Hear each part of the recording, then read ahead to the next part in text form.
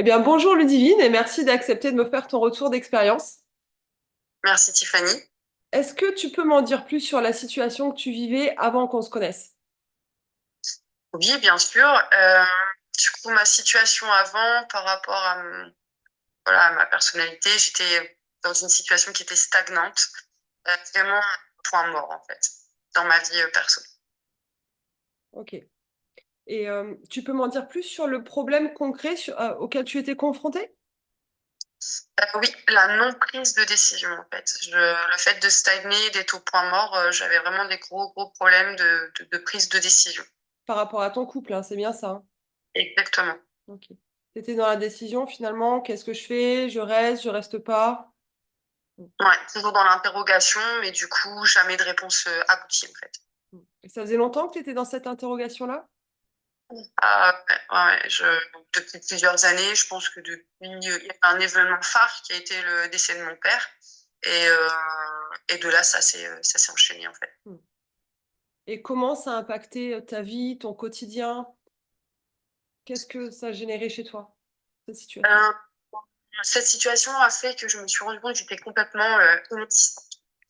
Que je vivais vraiment tout le temps pour les autres, que les seules décisions que je pouvais prendre, c'était pour les autres, et que je ne me mettais jamais en avant. Les décisions que je faisais, c'était vraiment pour l'environnement, pour la famille, mais pas pour moi, en fait. Et du coup, est-ce que ça a impacté aussi ton mental, ton corps ou peut-être tes émotions?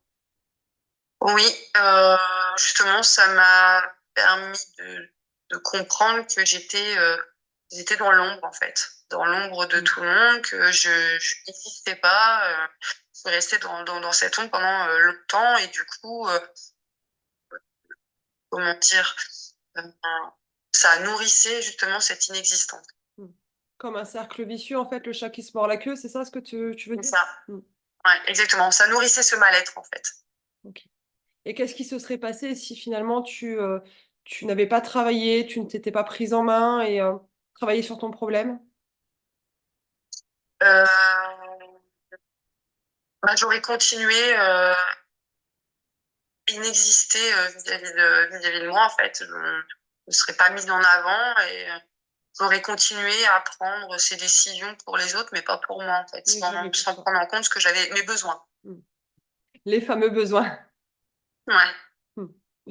Ok. Est-ce que tu avais des peurs avant qu'on commence à travailler ensemble?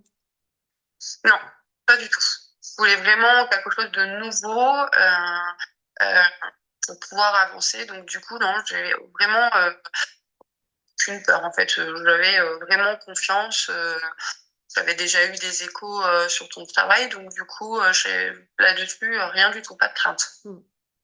T'es arrivée pleine de confiance déjà sur la possibilité que je puisse t'aider. Et puis, toi, tu avais besoin aussi d'avancer. Enfin, voilà, on s'est, je pense, connus au bon moment. Enfin, comment on dit, il C'est n'y a ça, pas toujours de c'est arrivé hasard, quoi.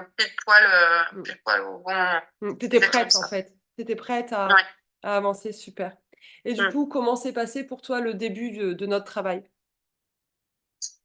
Euh, bon, c'est pas mal d'exercices. Je voulais essayer de nouvelles choses. Et les premiers exercices qu'on a fait ensemble, il y a eu beaucoup de pleurs.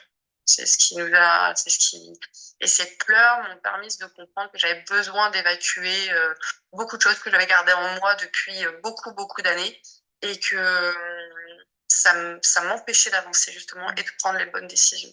Et il fallait que j'évacue tout ce mal-être en fait. C'est cette fameuse détoxification émotionnelle, c'est vrai qu'elle était très puissante, quoi. Ouais, exactement. Il y avait beaucoup de douleurs fermées. Mm. Et c'est libérateur, tu confirmes?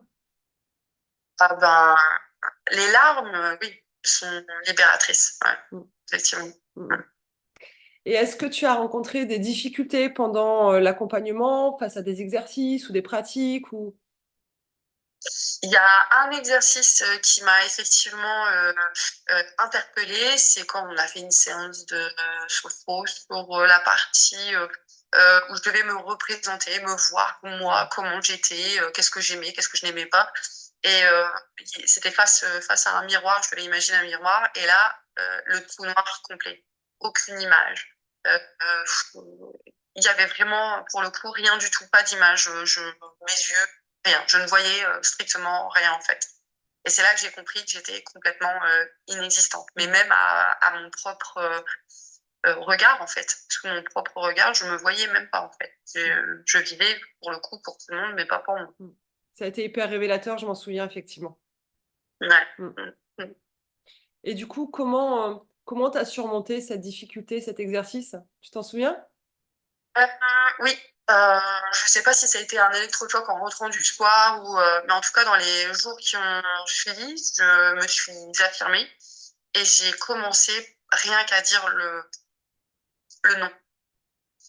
Quand on me soumettait une soirée ou quelque chose que j'avais pas du tout envie de faire, ou avant je l'aurais dit bon bah pour faire plaisir je valide, euh, et ben j'ai commencé à prononcer le non en fait. Et ça a été un grand moment de libération aussi, le fait de prononcer le non. Non, je n'ai pas envie, non, je ne veux pas ça, non, je n'en ai pas besoin en fait.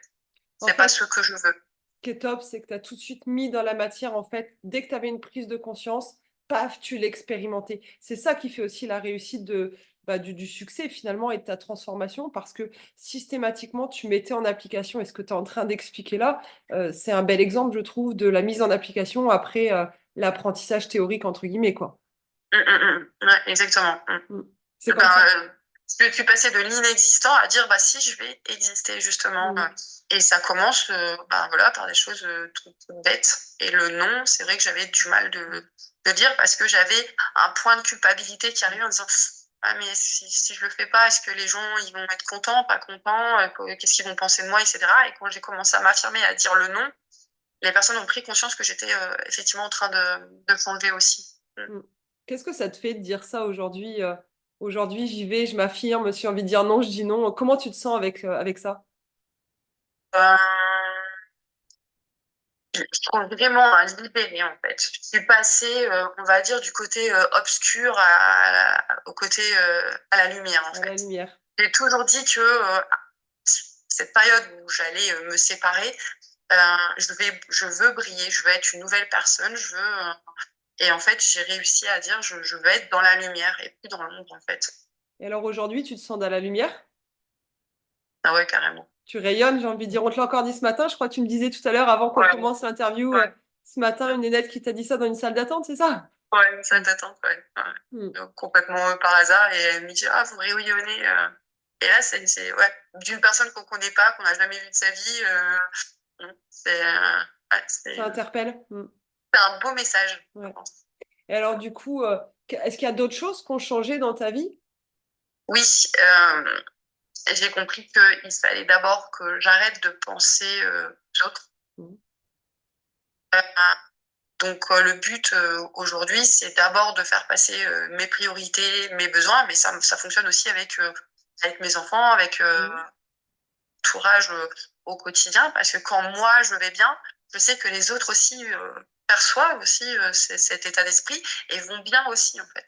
C'est pas parce qu'on dit non qu'on blesse les gens, c'est juste qu'on est en raccord avec euh, nos envies en fait, C'est les ça. besoins qu'on a exprimés. Bah, les gens du coup peuvent l'entendre plus facilement. Mm. Mm, c'est exactement ça en fait. Mm. Et du coup, qu'est-ce que tu ressens par rapport à tout ce changement? Avant, j'étais beaucoup stressée, je montais vite dans les tours.